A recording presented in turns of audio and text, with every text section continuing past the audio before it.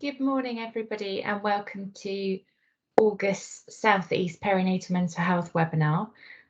Whilst we're waiting for people to still join, I'll just go through the housekeeping slides.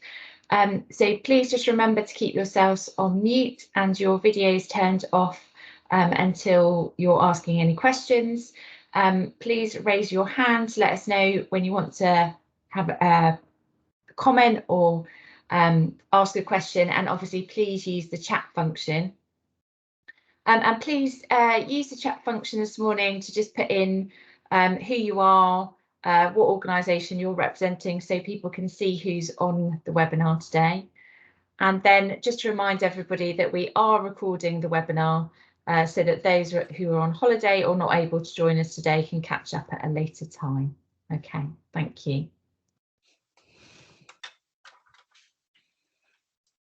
Okay.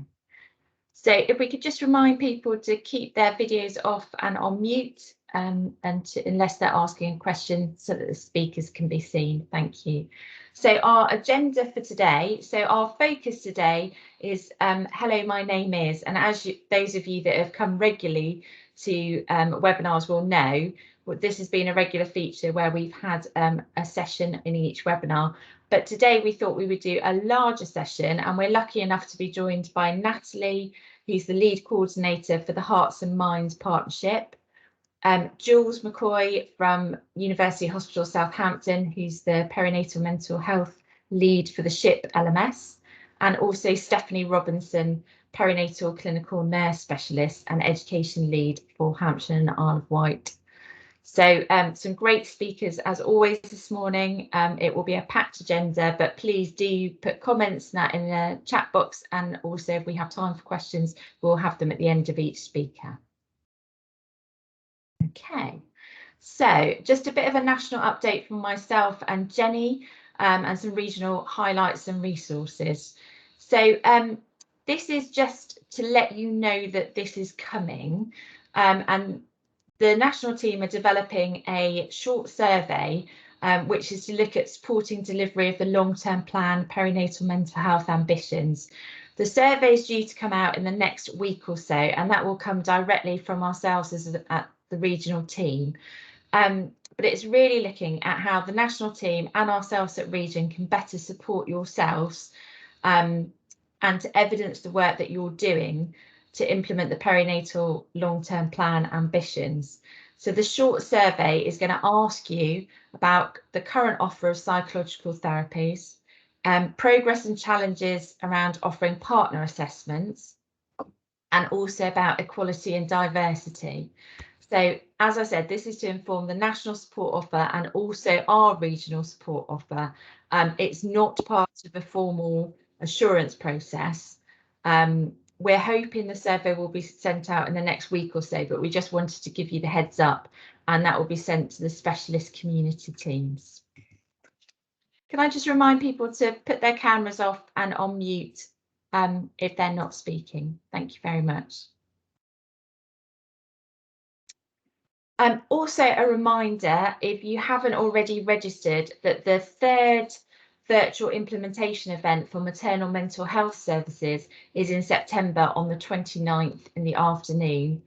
It's aimed for anyone involved in the design and delivery of maternal mental health services, whether you're an early implementer, a fast follower, and beyond, you know, for those of you that are thinking about setting up and have not started that journey yet. So the link to register is on this slide, and obviously the slides will be sent out after the webinar, and the deadline for registration is Monday the 20th of September. If they have any queries or anything, then the national team are obviously organising this event, and their email address is on the slide for you to contact them directly. But hopefully it'd be great to have as much attendance as possible from the South East at that event. Another just reminder, so this has been promoted on the collaboration, the Futures collaboration platform, but there's a couple of surveys and some research going on at the moment around digital. So NHSX are undertaking a research project looking at clinicians' experiences of using electronic patient records and there's a link to that survey if people are interested in completing it. And there's also some work going on in terms of gathering people's views through a national survey in terms of the electronic patient record systems. The survey is open until Friday the 10th of September, and we would encourage people to complete it if they can. It's quite a short one. It should only take 8 minutes. Okay. So a couple of shout outs, and firstly, I just want to do a shout out to our maternity colleagues, those of you that are on the webinar and those of you who will be too busy to join us today, but hopefully might watch the webinar at a later stage. Maternity colleagues are probably in the thick of it at the moment, worse than they've had in our earlier waves.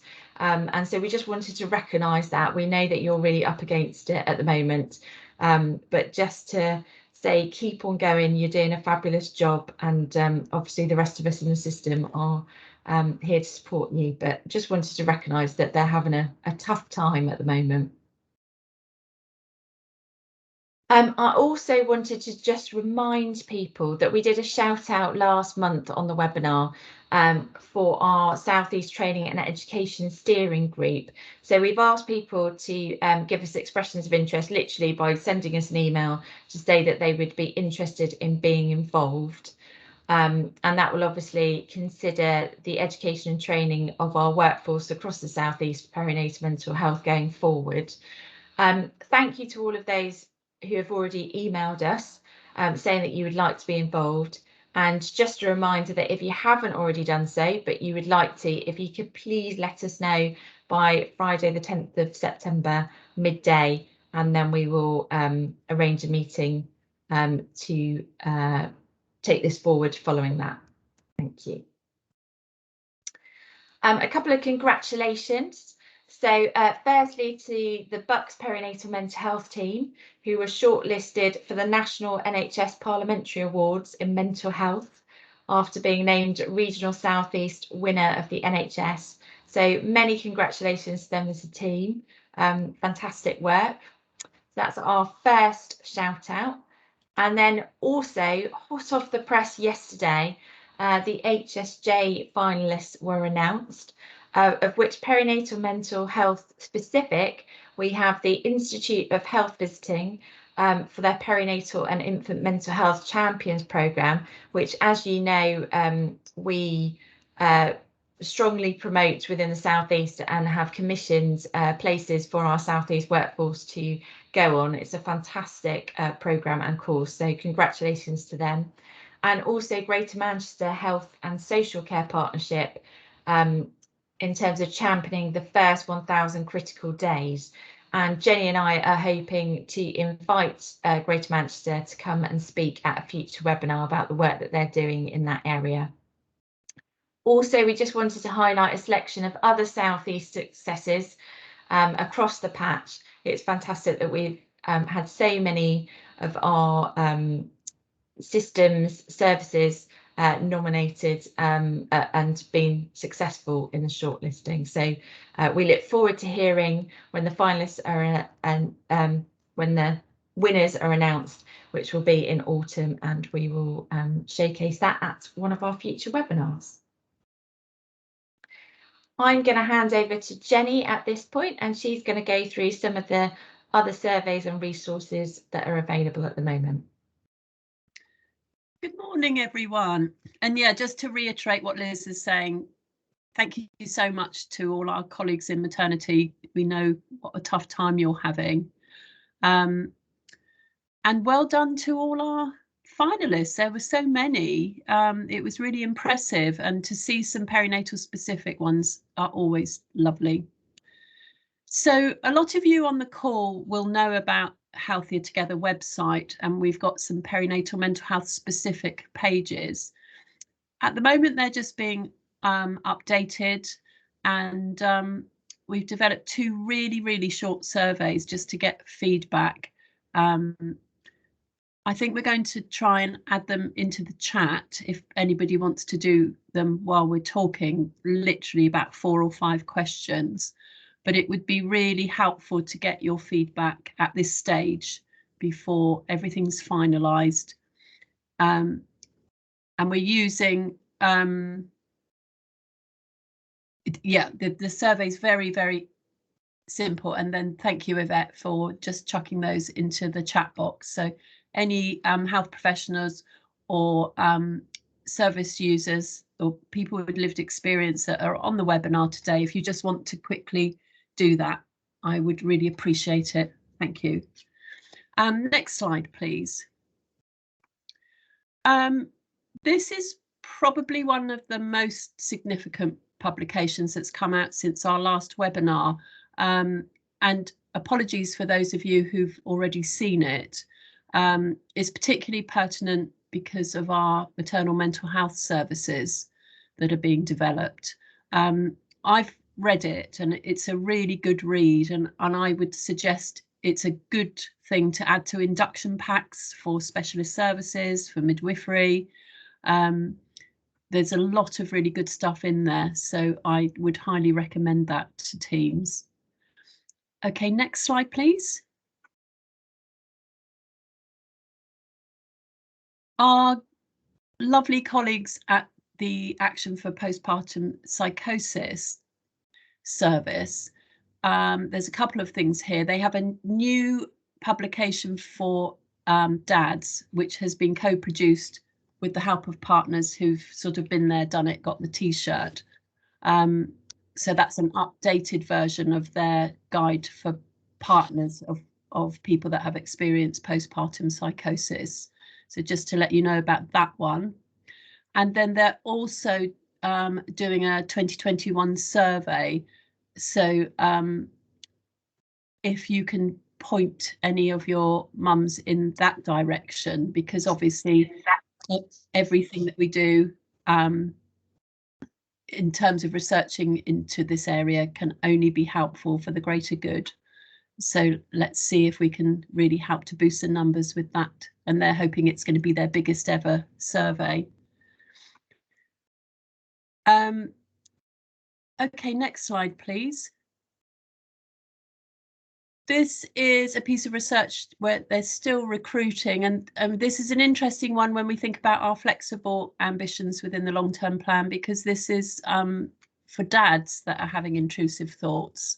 So that's something which I think has been very not really looked at all in any great detail. So it's really nice to see this coming out.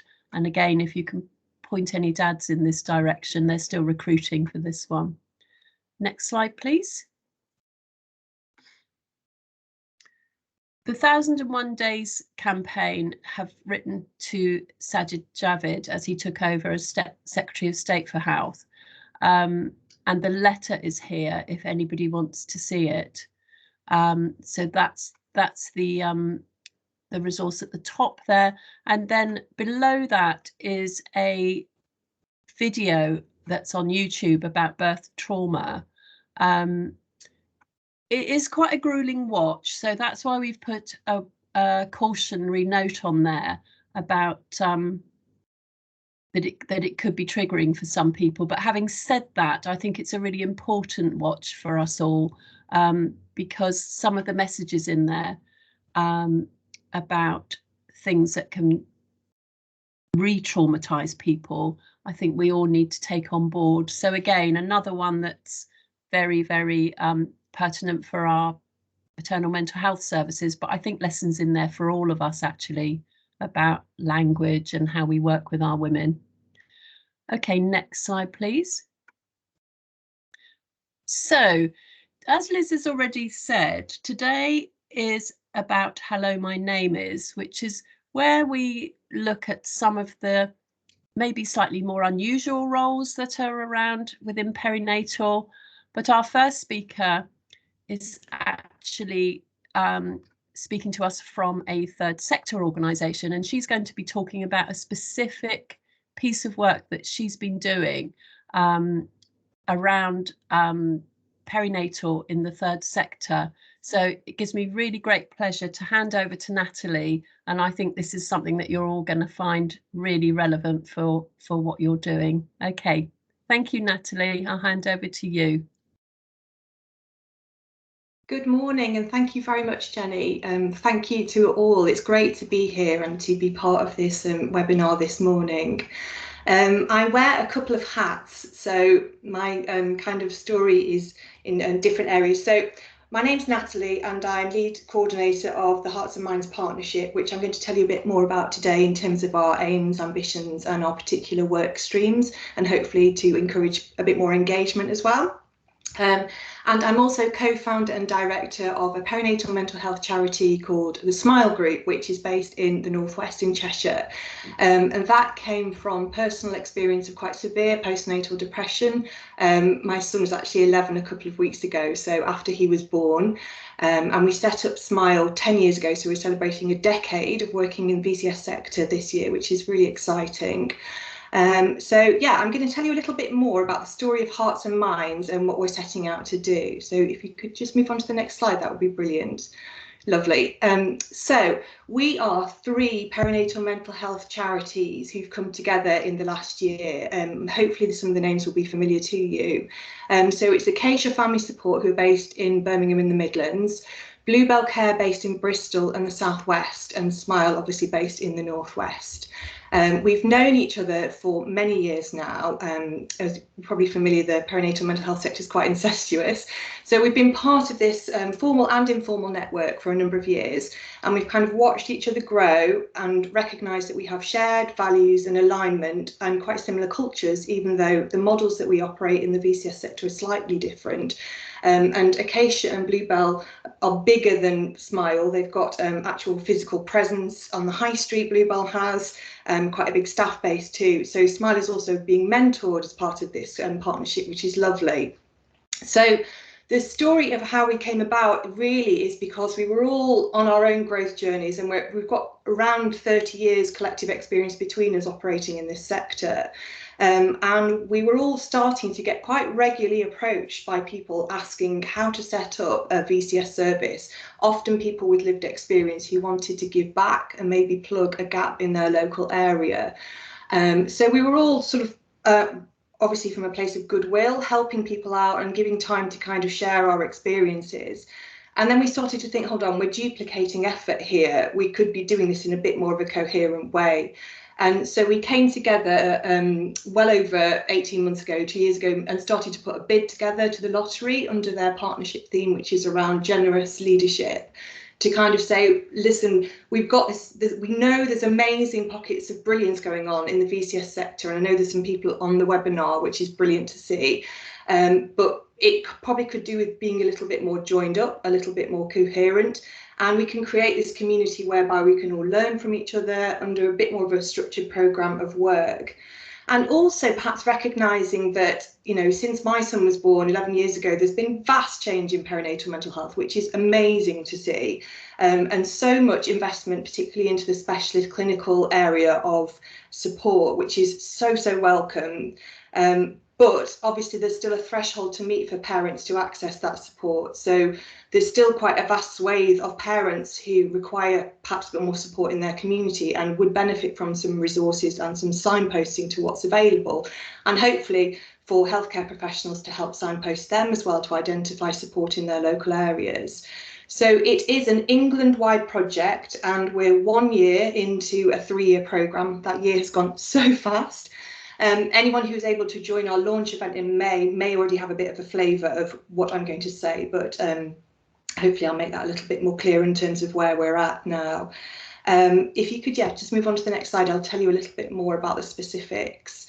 So the ultimate aim of the Hearts and Minds Partnership is to connect, support and celebrate all the amazing VCS organisations across the country. And ultimately, obviously, that's around creating improving the scope, scale and quality of that user-led support that's available to families. So really putting families at the heart of this and creating a bit more consistency, because there is a bit of disparity across the country in terms of where support is available and how embedded that support is within the clinical network in the local regions. So for Smile particularly, we are really proud to be part of our regional clinical network and very regularly get involved in forums like this to make sure that we're having coherent conversations, we're all talking to each other, we're informing the pathway and the signposting. So it really is about bringing everything together, which is what we're all aiming for, isn't it? Okay, next slide, please.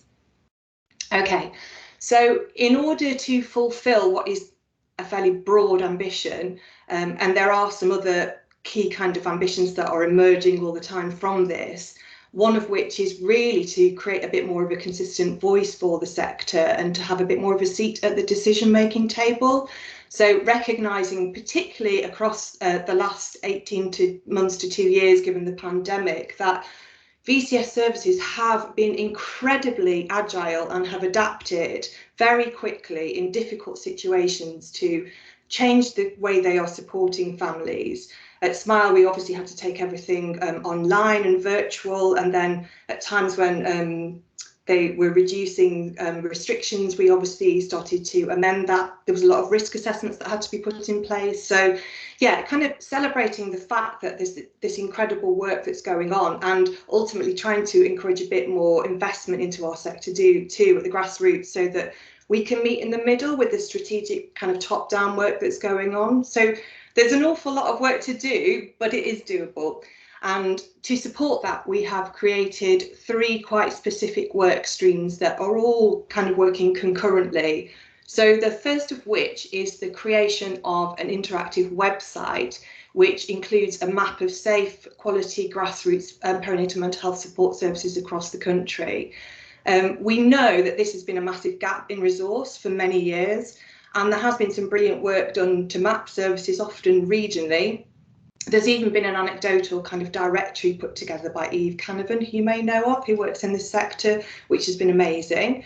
But we felt perhaps there was a need for something a bit more solid, a bit more intuitive, a resource that parents, healthcare professionals and VCS services can all access.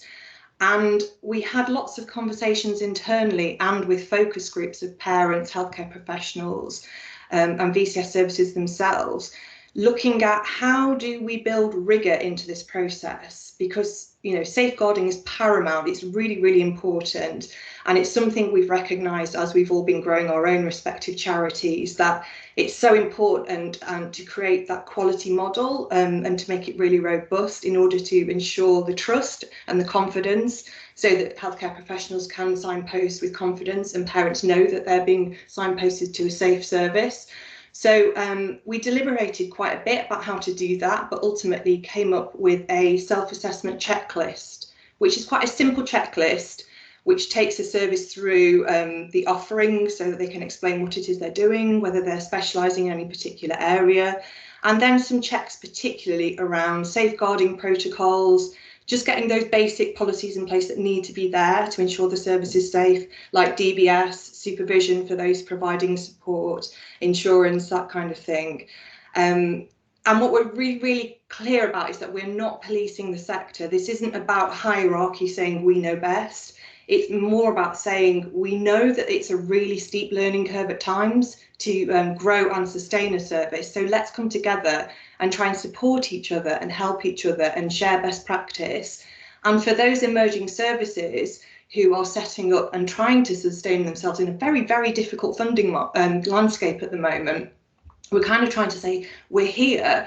How can we help you? How can we help you to make this easier and share the information that we've amassed over the years so that you can benefit from it? So that's very much the space of intention that we're coming from.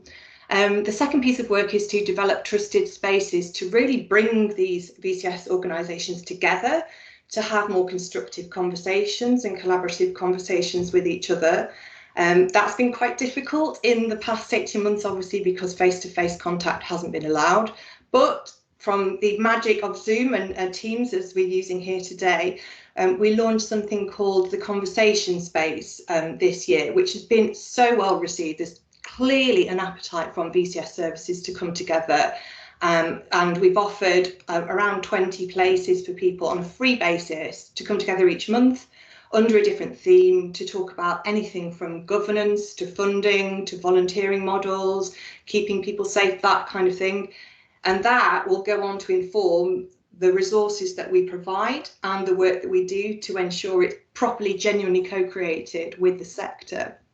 And then latterly, and this is kind of a bit more timely now for us at the moment, is we're looking to develop and deliver a programme of modular training to support the very practical needs of setting up an organisation and then sustaining an organisation in the VCS sector. So we've done quite a lot of scoping to look at what is available within perinatal mental health training. And obviously there's some brilliant training on offer. We're not trying to duplicate that at all. We've looked really at the gaps, and we know within our sector that there's an opportunity to create maybe a simple modular structure that helps support those emerging organisations to, you know, because it's quite a lonely experience. We know this from personal experience that it can be hard running a service, and there needs to be an opportunity to share stuff and benefit from thematic training across different areas, and then perhaps modular training for leadership development that's slightly more advanced. So you may have seen, if you're on social media and you follow Hearts and Minds, which I would definitely encourage you to do if you can do, that we put a brief out at the moment to work with a freelance training consultant who can work with us to get all this amazing intelligence that exists within our sector and structure a programme of training, and then help advisors on how best to deliver that to ensure sustainability of that training too. So that's a piece of work that we're undergoing at the moment, and I hope to update you on that. And in terms of the website and the map, that is due to go live in the next couple of weeks. I don't know if you've been involved in website projects before, but they often go on longer than you anticipate them to. And because of the complexity of the build and the back end side of things, it's taken a little bit longer than we'd initially planned. But we're hoping in September it's all going to be live, and look out for that to be shared. And we would love for healthcare professionals to engage with it, and particularly for VCS services and anyone who's on this call to get in contact with us and consider being featured on the map, because we really want it to live and breathe and evolve so that it becomes a resource that is really used and updated, and that's really important to us. Okay, next slide, please.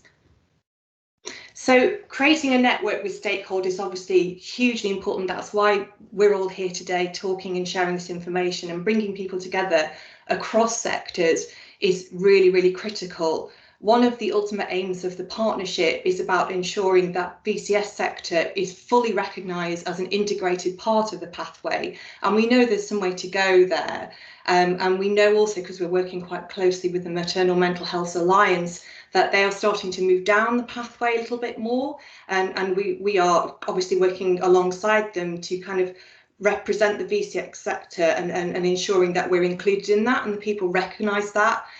Although we do know obviously there's gaps in community support, and one thing we'd love the map to be able to do is to inform the development of new services, so that we've got some kind of strategy for mapping the gaps across the country and looking at areas that can potentially inform new development, because there may be concentrated services across particular areas and then quite significant gaps. So it's really important that we create that consistent quality of services across the country.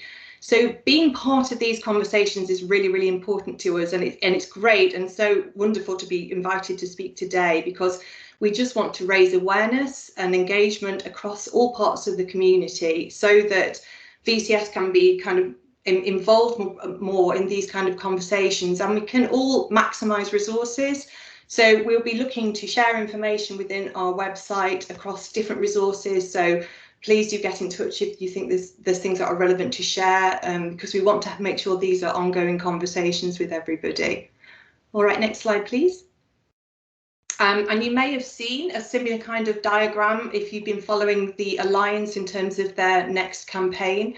And it's just reiterating really that families are obviously, for all of us, always central to the work that we're doing, and recognising that we all see that there are different, groups and categories within the sector who need to work in a very coherent way and be aligned. So recognising that VCS is part of that, and equally part of that with everybody else. But ultimately, this is always about ensuring that the consistency and quality of care for families remains at central and at the heart of all of our discussions. All right, thank you very much. I think next slide. That's it. I've obviously zoomed through that because I normally speak really fast, so hopefully save some time on the agenda. So open to questions if anybody has them. If anybody wants to get in touch, these will be the contact details to use.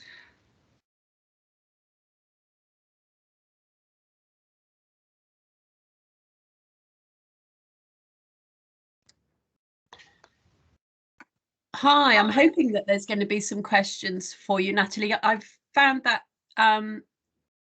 just fascinating. It's absolutely needed at the moment to pull everything together. So are you interested in hearing from established groups? Are you also interested in hearing from a group that sort of kind of might be thinking about setting up and be at that stage as well? It's a good question. I think primarily what we're here to do is to support emerging organisations as well as established organisations and create that sense of community.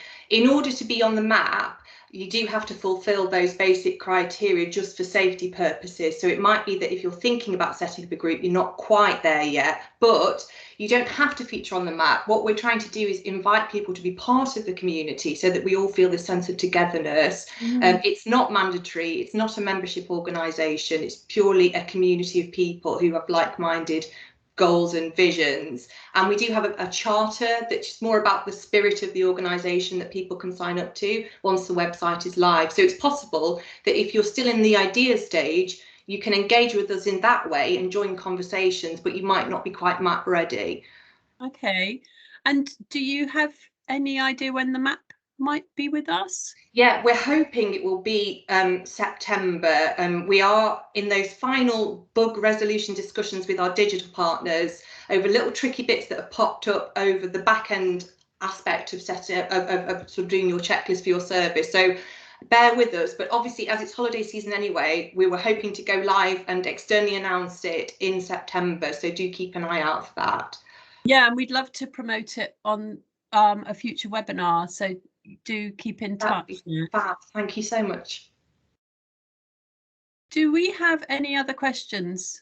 Oh, somebody in the chat, Ruth from Buckinghamshire, says, are you linking in with pandas? Yes, we have. I've had a good chat with them recently, and yeah, as I said, it's really an invitation for anybody in VCS to be part of it if they want to be for it, but they don't have to be. So there's no pressure. And Sue, you've got your hand up. Yeah, it was just about, obviously we run the Knowing Me, Knowing You groups within our health visiting organisation. Is that the sort of information you want on your interactive map, or are you just doing charities? We are primarily there for the VCS because that's the nature of the work that we've been funded to do. But what we're also doing is putting national information with regards to support that's available from statutory services just to signpost people, because what we don't want is for parents to maybe be searching in the middle of the night if they're in crisis and not have anything there. So we've given quite specific crisis information to signpost people and some national information that's a bit more static, whereas the map itself is really about perinatal mental health support from the VCS sector. Okay, it'd be really helpful. I think I quite like I might get in touch with you outside of this, because I think I just want to get my head around it about how we sort of link in and work with you and sort of network within. I'm Hampshire, so it would be around Hampshire. Brilliant. Offer. All right then. And health visiting. Yeah, thank you. Thank you very much. We'd love to add it to the Healthier Together website as well when you're ready. Add the link in there. So that would be fab. Excellent. Okay, do we have any other questions for Nat? No? Oh, and Chrissy from Hampshire Lanterns has just put in the chat she's going to link into you separately as well. Fab. And I'll keep an eye on the chat, so if anybody does want to, then I'll have a conversation separately or take it, into it separately. That's fine. That's lovely. Brilliant. Okay, so I'm now going to introduce our next speaker. So thank you very much to Natalie, and moving on with our Hello, My Name Is. So I'm delighted to introduce Jules, who is the lead midwife for perinatal mental health for the SHIP LMNS. and Jules will tell you all about her role, but we always with these slots look for something slightly different, and Jules' role as lead midwife for the whole LMNS does have a slightly different slant to a lot of our specialist midwife roles. And whilst we're coming up to a round of bidding for funding from various sources, I thought it would be really pertinent for Jules to say what she does in case there's any other LMNSs listening in who might think it's something that they'd like to have a go at as well. So it gives me great pleasure to hand over to you, Jules. I'll leave you to it. Thank you very much. Thank you, Danny. Thank you. I'm just going to start by saying I've got a bit of a sore throat this morning, so I'm a bit croaky, just bear with me.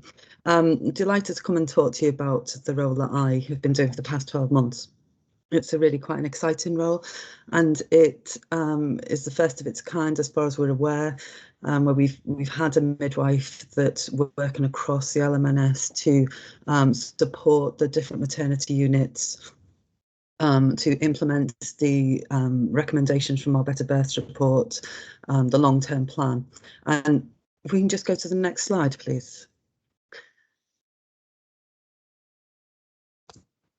I'm not going to go through these recommendations. I'm sure we're all familiar with them, and they are off the slides available afterwards. But I've just picked out some of the key targets that were raised in the Better Births report, and that was that we recognise that as a whole maternity system, that we all, every one of us who work within maternity, have a responsibility to care for women's mental health needs, and that often our mental health needs of women were not being met, and that certain maternity services were a little bit uncertain about what their role was. Midwives generally were uncertain about what they could do within their capacity as a midwife. And it just seemed very fragmented in our education as midwives. There were huge gaps in terms of our understanding and preparation for working with women with mental health complexity. So the Better Births was one of the first, well, not one of the first reports, but one of the bigger reports that made maternity services sit up and listen. We go to the next slide, please. We can see that obviously when the long-term plan came out, that was really great news for, particularly for maternity with perinatal mental health, because it really highlighted the role that we have within our roles as midwives or maternity support workers, of what we can actually do within the perinatal arena and how we can work more closely with our colleagues in mental health services. So it's been a really exciting, it was a really exciting report that came out, because it really brought the focus onto maternity and put the spotlight on maternity to work with our specialist providers.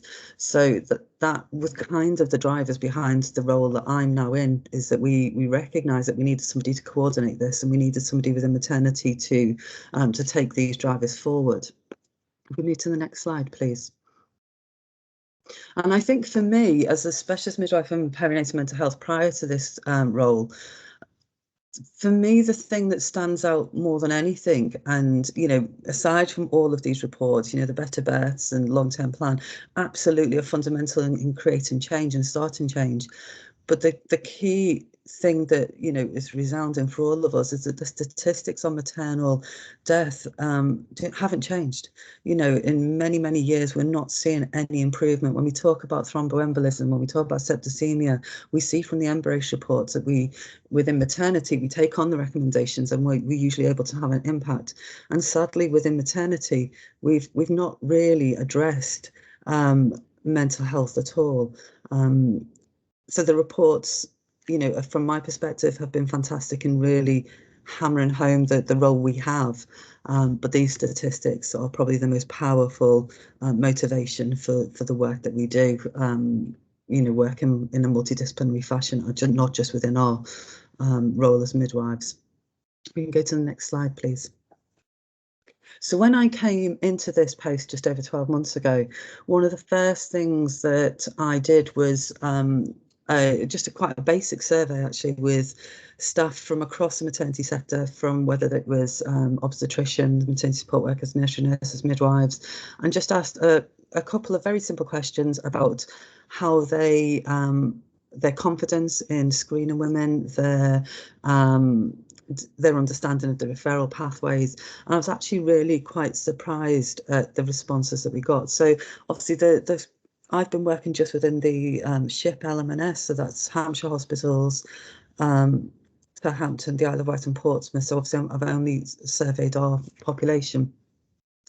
But it was really striking to me that one of the questions here, as you can see, is 28% of our colleagues were not confident in asking mental health screening questions.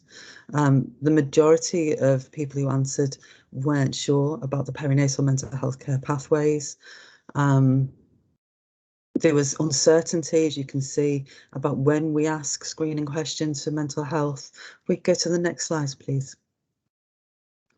Again, we had uncertainty about how to refer, who to refer to, and I asked the question, what would people like? And that there's a lot of responses that people want to know more.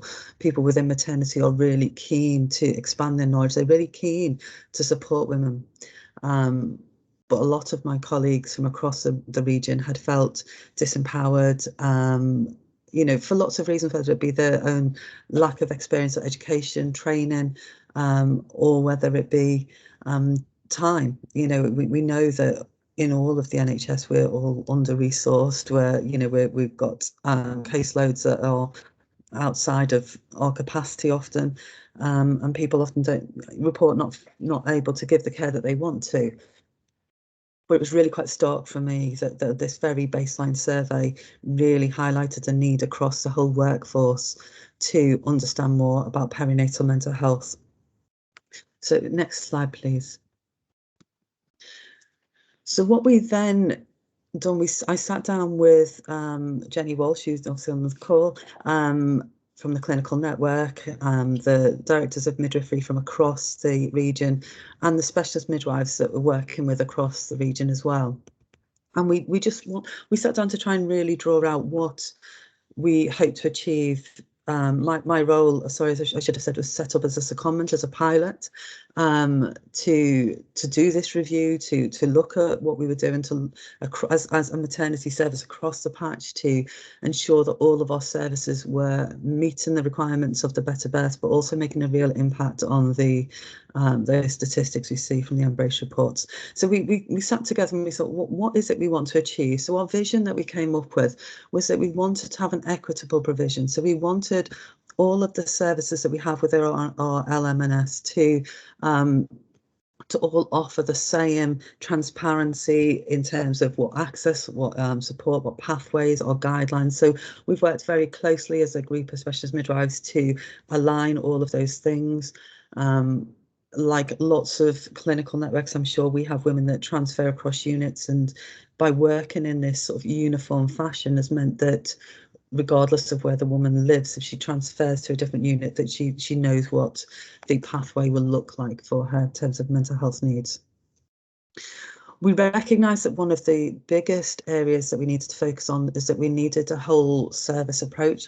We needed the whole maternity service needs to be upskilled, they need to be equipped, they need to be empowered to support women to meet the mental health needs of all service users.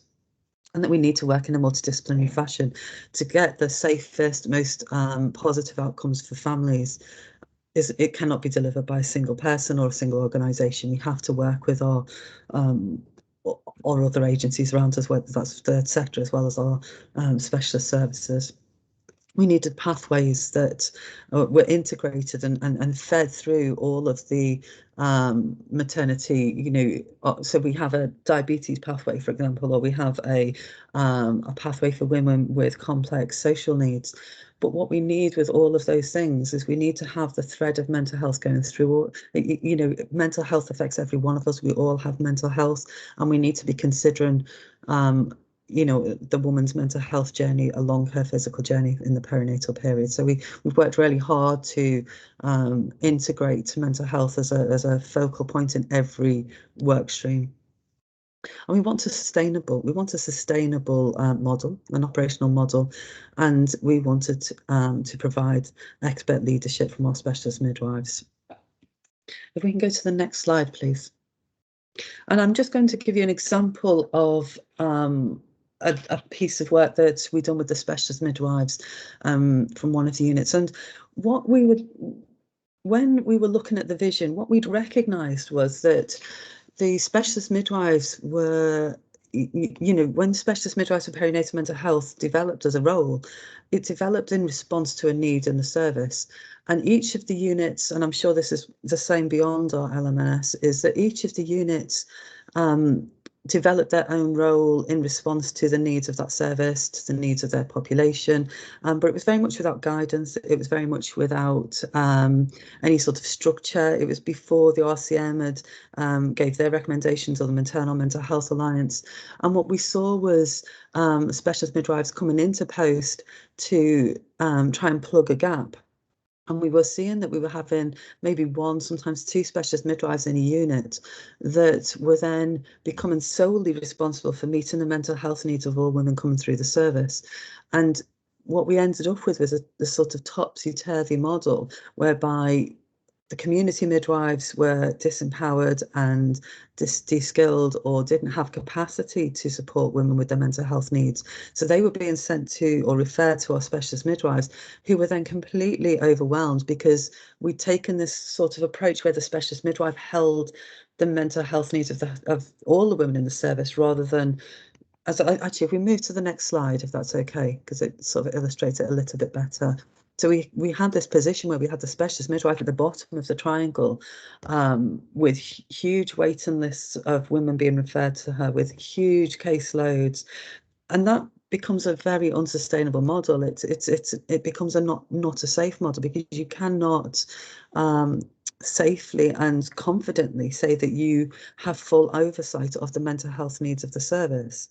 And what we were seeing was that community midwives quite often, and this is without blame, please don't think that that's what I'm inferring here, but sometimes when you have a specialist midwife in place, what happens is the community midwife may make a referral to the specialist midwife, and then it's almost like they pass the baton of responsibility for that person's mental health over. Because they were being disempowered typically to pass the mental health responsibility to the specialist midwife, we then had community midwives with a much smaller caseload, but not holding that responsibility, and the specialist midwives completely overwhelmed. And it just was so topsy-turvy that we recognised it's not sustainable, and actually it's not safe.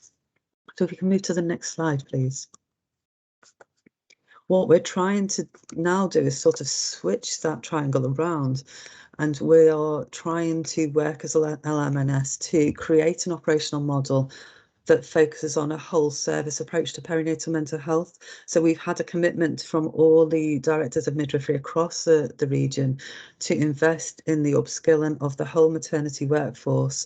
So we recognise that each person within the maternity service needs that experience. They need them skills, that knowledge to be the care lead for that woman, regardless of the level of complexity. And that also some women we recognise with very complex needs need to be cared for in a continuity model. Now, the service that I was working in Southampton, we do have what we call our nest midwives, so need and extra support teams, and they were able to offer continuity or case loading to women with vulnerabilities or complexities. And that model we seen was very successful. The women, we know that continuity has really positive outcomes for women's mental health. We see it has positive outcomes for stillbirth rates, for so many different aspects of the maternity journey. Continuity is so important. Unfortunately, around our local area, not all of our units had continuity models. They'd all been set up in different ways. As I say, we'd all, all maternity units, they were all developing and growing, and we still are. And now all of our units are introducing continuity models, and we're all at different stages in where that development is and who at the moment is able to access them. At the moment, some of our continuity work streams are postcode dependent, some are dependent on set criteria. As we develop I mean, this is a continual piece of work, but what we're looking at is that when we recognise vulnerabilities within our pregnant population, that we assign them to midwives who can offer that continuity model. So we can have midwives that are almost specialists in their own right in supporting vulnerabilities with very small caseloads who will work on call and be available to that woman. And then at the top of the triangle, what we're doing is switching that role of the specialist midwife to, rather than holding that caseload of 160, having oversight of the 160, but supporting the community midwife to deliver the care. So not interfacing directly with the woman, but to support the midwife to provide the best care, to act as liaison, to facilitate MDT work, and to be that expert resource behind the scenes. For the most complex cases that we have coming through maternity, of which we see a handful each year, the specialist midwives, we would expect that they would take the case management alongside the community midwife, just because of their expertise and their knowledge. But it's really about flipping that triangle. So rather than having the specialist midwife responsible for the whole service, perinatal mental health, meeting the whole needs of a population of 5,000 birthing women, say, coming through a unit, you just can't have one person trying to lead on that. So we are completely turning it on its head, taking a whole service approach with expert leadership by a specialist experienced midwife who can have that oversight, can deliver the education and training, who can upskill and support the whole workforce.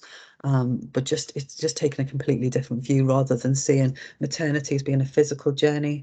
We're seeing maternity now as being a physical and mental health, a completely holistic journey that we all contribute and work towards.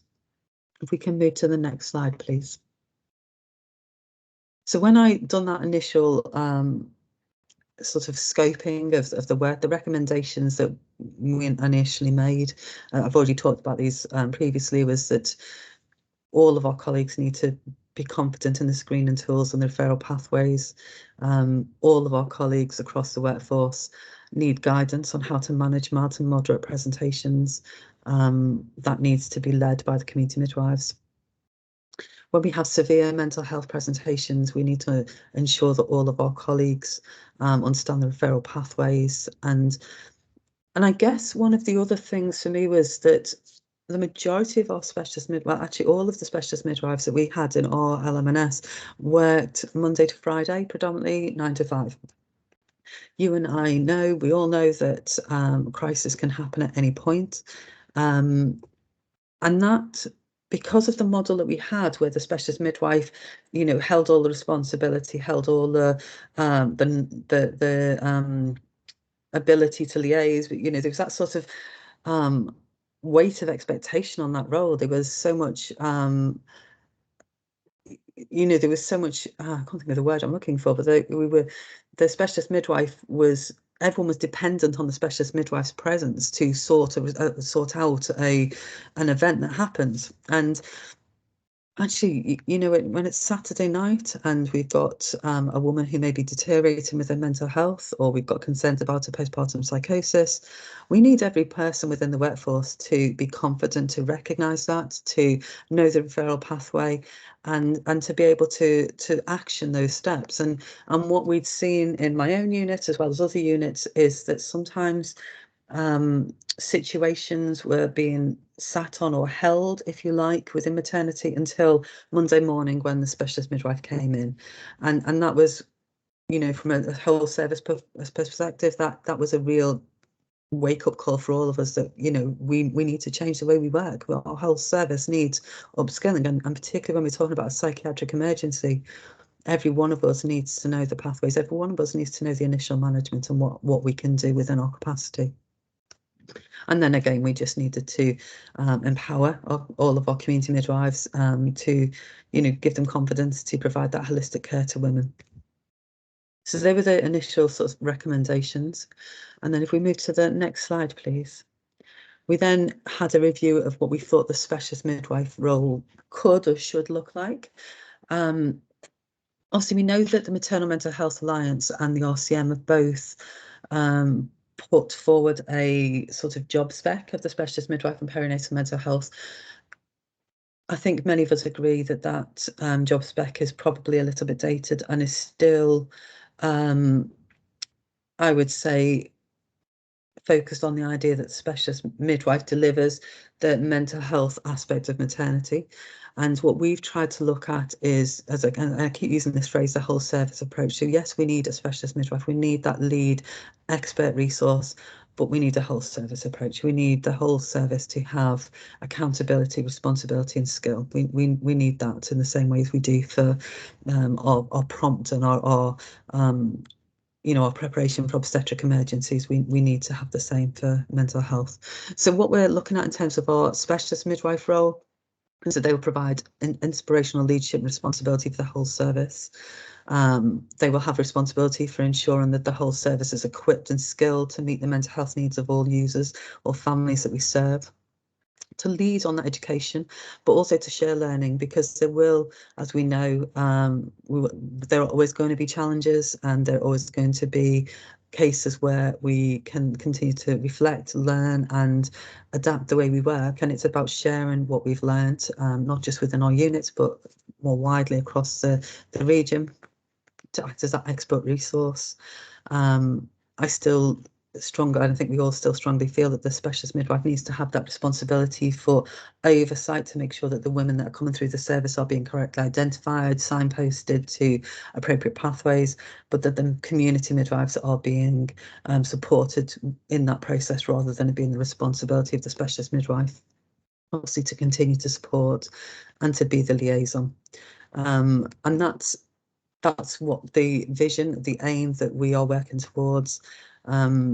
We're all at different stages in our LMNS in terms of where we are in that journey.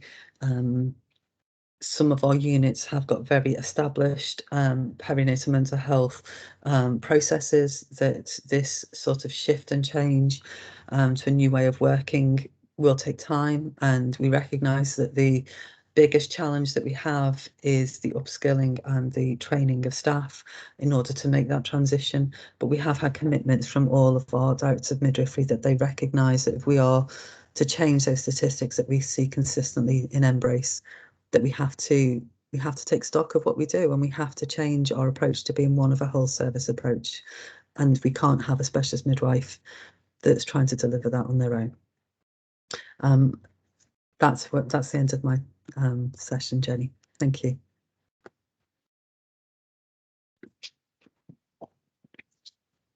Lovely, Jules. Thank you so much. I think something I'd like to say to today's attendees as well is that in some ways, I think Jules has done herself an injustice, although she's given us a wonderful overview, because one of the things that the lead midwife role has been able to do, which I think was really lacking before, is to make sure that that perinatal mental health voice was represented in all of the work streams across the LMNS.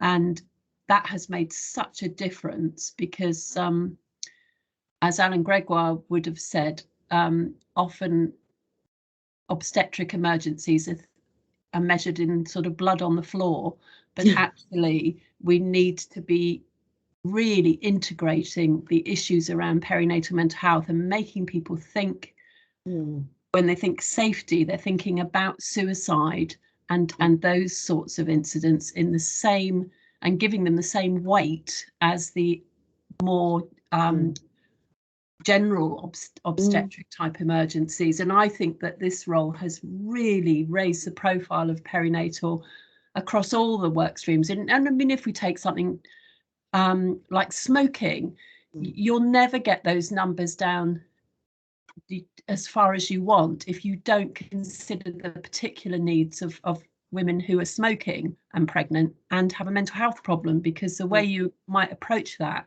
has to be quite nuanced and different to how you might do it with the rest of the population. So having that voice across all of the work streams, I think, has made such a difference. And it would just be interesting to see in the chat if people, you know, think they could benefit from this sort of thing in their LMNS, or if they you know, want to share any particular ways that they're doing things that you know, are good to share with other people. Oh yeah, Helen's saying we still have a long way to go, and we do, Helen, but I think at least we're in the room now having the conversations, whereas I think certainly at the beginning of my career we definitely felt outside of the door. So I think that's what I would say to that, but thank you. And what Sharon's saying, yes, that the speciality midwife is being overwhelmed, and I guess that's what you were talking about with your different model, because I think the trouble is, Sharon, if you try to meet capacity by expanding the team, you'll just have to keep on and on recruiting, and you know, it, as Liz has put in the chat, it has to be everybody's business. We can't make this the specialist midwife's role. And we've had some, you know, shocking situations where, you know, somebody's clearly developed puerperal psychosis post-delivery on a Saturday, and they have literally waited for Monday for the specialist midwife to come in. That has actually happened, you know, locally. And it's that sort of thing. We have to make it in everyone's thinking and in everyone's practice. It cannot be the remit of certain people that are called specialist midwives. It's you know, it's just we're never going to improve it, I don't think, unless it's everybody's business. And there is so much more to. I could just, you know, Jenny, as you know, I could have probably been here for an hour talking. And you know, in terms of the work streams, there's so much work that's going on, and I have to give recognition to the specialist midwives that are working across the region who are doing that work. Actually, you know, the specialist midwives have been supporting me in this post by attending the work stream work, you know, and just raising that voice constantly. Banging that hammer to make sure that perinatal mental health is recognised, it's talked about, it's, you know, it's there, it's present. We can't, you know, can't pretend it's not there anymore. You know, in all of our work streams, we are represented now, and that's, you know, huge.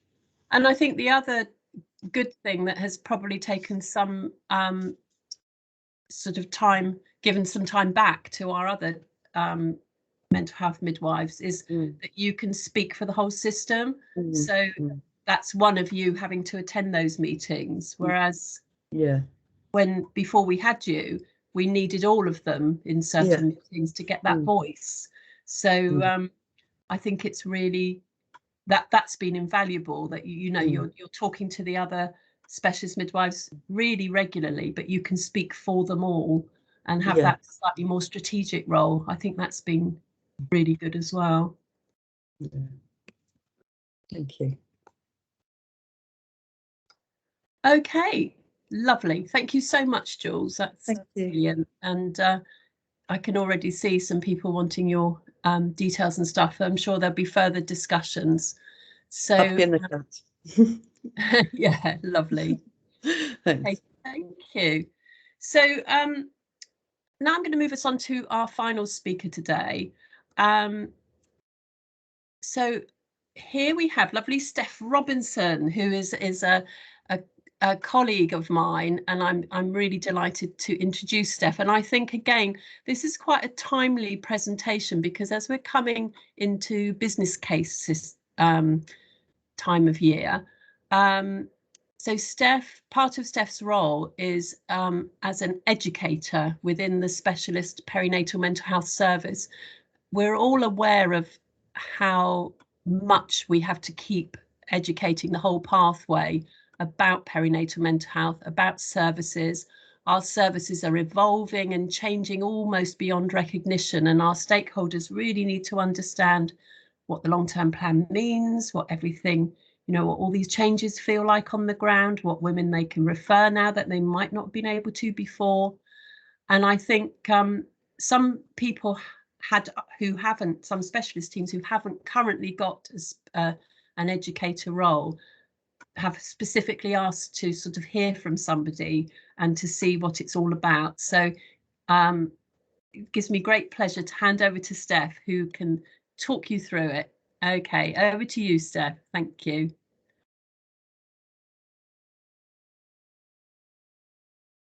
telling you you're on mute. You're on mute, darling, and I was on mute telling you you were on mute then for a moment, so that wasn't going very well. No, you're still not there. Are your headphones switched off? That's all right? Ooh. First IT glitch of the morning. Oh, now you've frozen, so maybe it's that.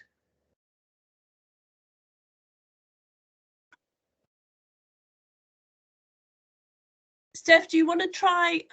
Yeah, she's going to go and pop back up again in a minute, and hopefully the sound thing will be resolved. So hopefully she won't be very long. I'm just trying to think of some sort of song and dance to do in the meantime. I won't have to Here we go, Liz. Well done. What I was gonna, we'll see if we can hear Steph. Can you hear me? We can. Yay, lovely. Okay. We were just going to start a sing-song or something, Steph, like on the rainy days of Wimbledon. So yeah, doing a cliff. You've spared us. You've spared I've spared everyone on the call, Jen. No, that's fine. Thank you. No, thank you for having me. I'm glad it's working. Yeah, my name's Steph. I'm from the Hampshire, Isle of Wight, Portsmouth and North East Hanson Farnham Perinatal team, which is a mouthful. And as Jen said, I'm the perinatal clinical nurse specialist and education lead for the service. So just talk to you a bit about my role. It is quite niche. It's sort of a bit of a hybrid role as well. So next slide, please. So this is how my role is broken down in our service, and this was very much in response to the local needs of what we needed as a service. So this might not fit in other services, but I'm a team leader 2 days a week, so that's kind of your generic management. I'm also the lead for the hard to reach group, which actually I'll explain a little bit more, but that's looking at the women who our service isn't very accessible to, rather than those women being hard to reach.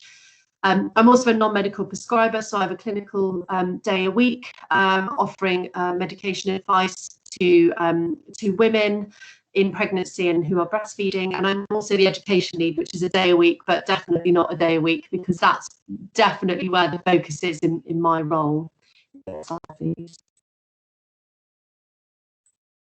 So the hard to reach lead, which interestingly, when this was in the job description, I thought, oh, that would be, you know, nice, succinct piece of work, really sort of identifying who are the women that we are missing. And my goodness, it could be a full-time post in itself. So I've set up a working party with colleagues in my team who are interested in this. Different members of the MDTs. We have a carer support worker, a peer support worker, a consultant, a psychologist, and nursery nurse, just to really start thinking about what our population is in Hampshire, who we might be missing, who might struggle to access our service and why. And then from that, what we're trying to do is looking at tackling those barriers to accessing our service. And that really takes a good understanding of your local population and needs, which is no easy task. It really is. It's tricky when there's limited data to work with. So a lot of this is sort of anecdotally looking at who you know is out there, but it's hard to know who you're missing. And linking in with other specialist leads within Hampshire and the other areas that we cover. So thinking about our homeless health visiting teams, leads who have good links with traveller communities. So it's really important to be linking in with other specialist roles as well as third sector, just really making sure that we've got that equitable access across the pathway. Because whilst we are tasked to see more women, and that's, you know, really important, we need to make sure we're seeing the women who don't know about us and who struggle to access the service, because they are some of the women who have the poorer outcomes. So it's really about identifying who are we missing, how can we outreach to those women, make ourselves more accessible to those women, and that goes all the way to the education for you know, my education role and speaking with people across the pathway, but also looking at what does our service look like to women looking in, you know, right down to what does our leaflet look like? Is that accessible? Does that relate to other women? So that's one part of my role, which is ongoing and a bit of a mammoth task, but these webinars are really helpful because these have linked me in with some really really brilliant people who work with some of those women who may struggle to access our service. Okay, next slide, please.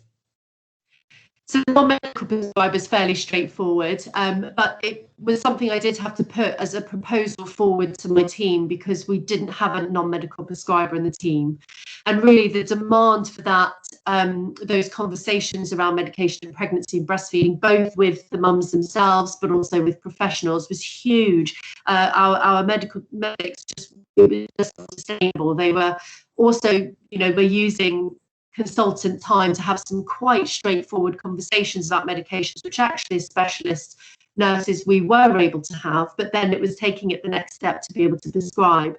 So my argument really was this is about making sure we're getting timely access to for women to get the right medication on board, knowing the impact of severe and untreated maternal mental illness on the baby.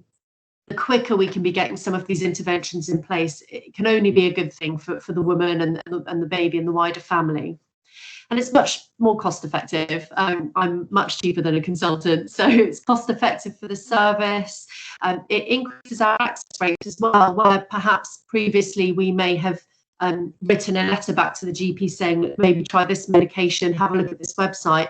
Actually, what I can do is book them in for a one-off video with me, and that helps to boost our access rates, but also gives the women more opportunity to get to have meatier conversations around the medication in pregnancy. I do think that absolutely should be coming from the specialist team, where the woman needs a fuller discussion. And also bridging the gap for women who have more moderate illnesses. So where we as perinatal services are dipping down into the more moderate presentations, previously where that wasn't hitting our criteria, it does hit our criteria now, but certainly it bridges the gap. And it's about that preventative work, reducing the chances of this woman's illness becoming more severe because she hasn't got the correct treatment on board. We're also trying to improve our preconceptual counselling rates. So that's part of what we are commissioned to be offering. And so those women will be included in my weekly medication clinic, the same with our doctors. And really the importance, again, of that early intervention, even pre-conceptually, thinking about how we can keep these women well for better outcomes for all. And so how that's run at the moment is a weekly video or telephone clinic. I'm sorry to butt in, Steph. Your sound's not amazing, and I'm just wondering if you switch the camera off. Yeah, okay. The sound. So sorry that we won't be able to see you, but that might just help. Okay. Thanks. No worries. Thanks, Jen. Okay. Next slide, please. So the education lead, and this really is, although it's only 1 day a week that in terms of how my role is split, it really could be a full-time lead. So again, this was driven by the recognition that we were getting a lot of referrals and sometimes not always good quality or necessarily hitting our threshold. So part of it was really about trying to reduce the number of inappropriate referrals that we were getting, but also improving the knowledge around perinatal mental health for stakeholders across the pathway, and anybody, really anybody. I will go anywhere. Because the more we can get the word out there, the earlier we can catch people in their training as well. So nursing students and medical students is something I offer training to as well through the universities. And they are coming to me now. There is definitely this sort of recognition in universities that perinatal mental health needs to be on the agenda. So they are actually looking for that now, which is very much me just contacting somebody at a university saying, can I get on the programme? So really looking at stakeholders across the pathway to start improving their knowledge around perinatal mental health, so that we're not just improving the quality of referrals, but also reducing risk. We're trying to improve sort of timely access to services, improving outcomes for women, because we are still getting enormous numbers of women who are perhaps being held in services that aren't offering specialist intervention, or women who are being signposted from service to service, falling through the gaps, not meeting criteria for other services, and left wanting that help and not being offered it. So it's really important, and I think our GPs are a really, really key part of that as that sort of first point of contact for most of our women, and that's definitely a piece of work that requires a lot of focus, really. I think, you know, in Hampshire we're very lucky with our midwives. We're quite spoilt, really. They're excellent. They know us. They work really well with us. We have really good relationships with midwives and health visitors as well. So our GPs are always going to be an area that needs a bit of focus. And I think for anybody else who's thinking about education needs in their service, it's really looking at your referral rates and who you are getting the referrals from and who you aren't, and then using that to kind of guide where your education might take you.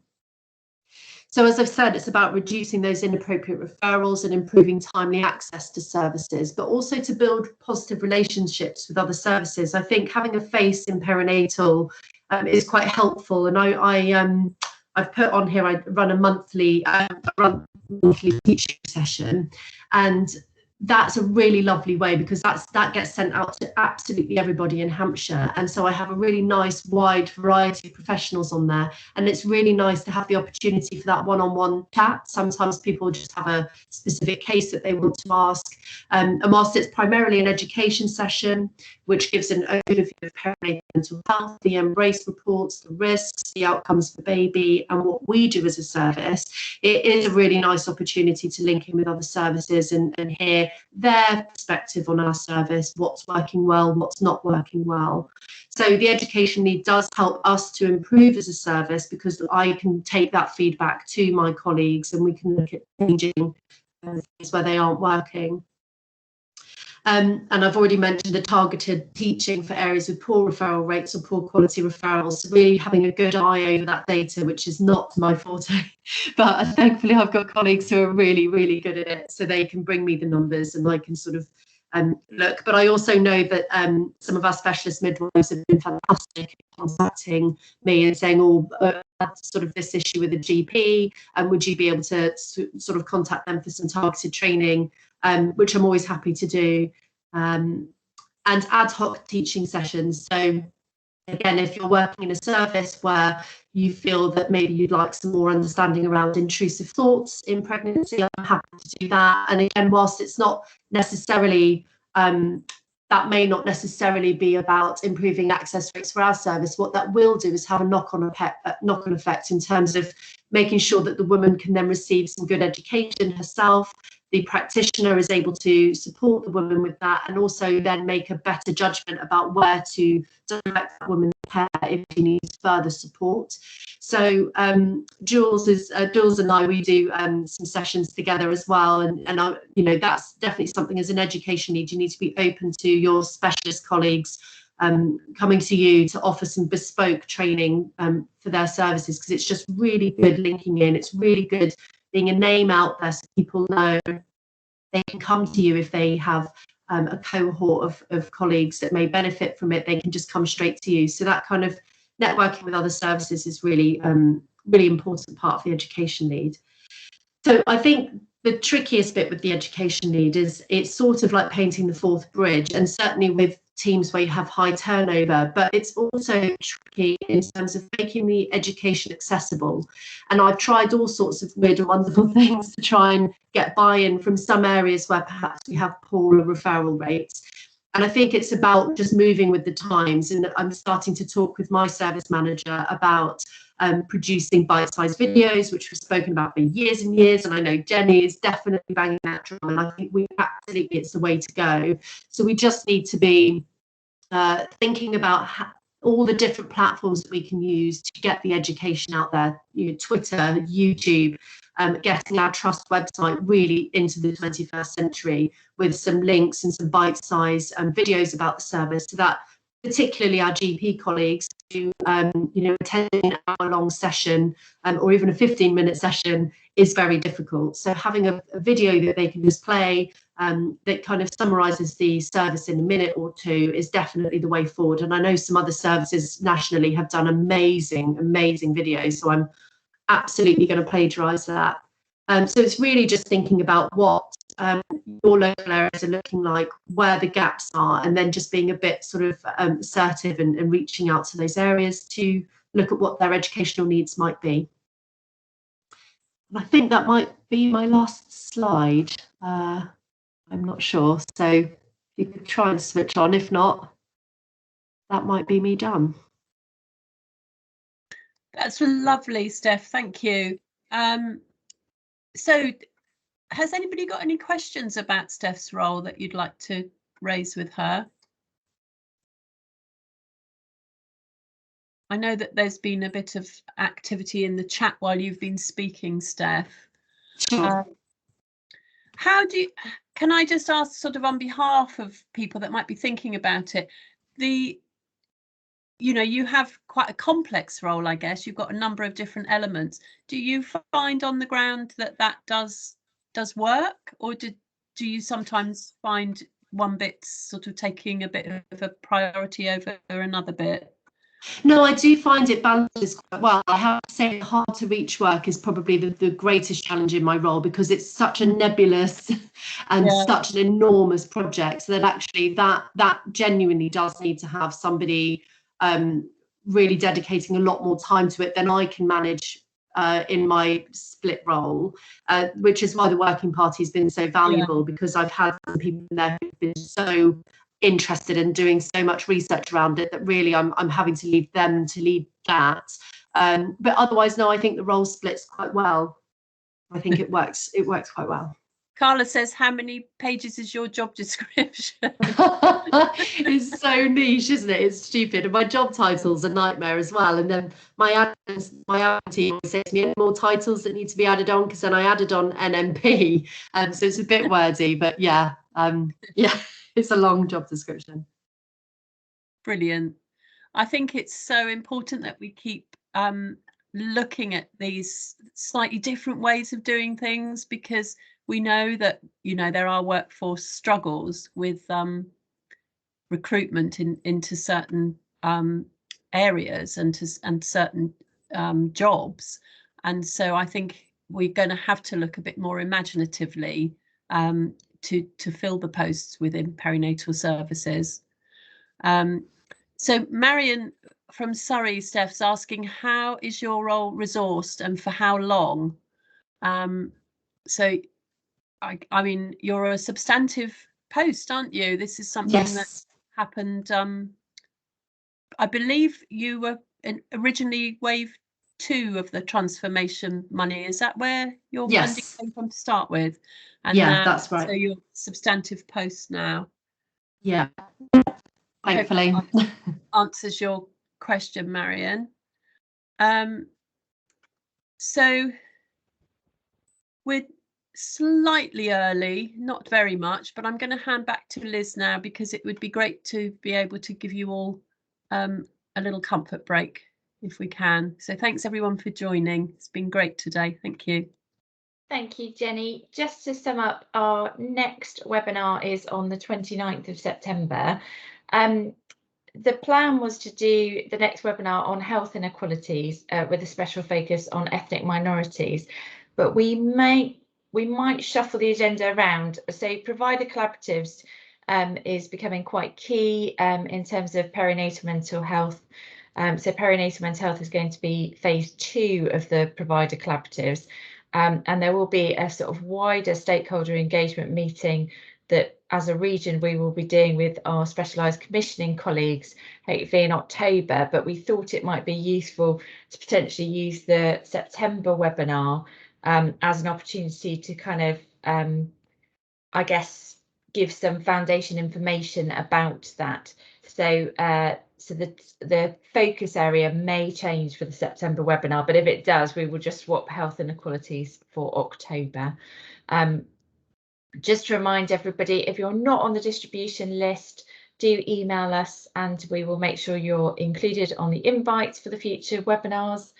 And then just to let you know, the recordings are available on the website, and to highlight that our new email address, which goes through to the regional mental health team as opposed to the South East Perinatal Mental Health one. So without further ado, you can have 6 minutes back for a cup of tea, quick comfort break.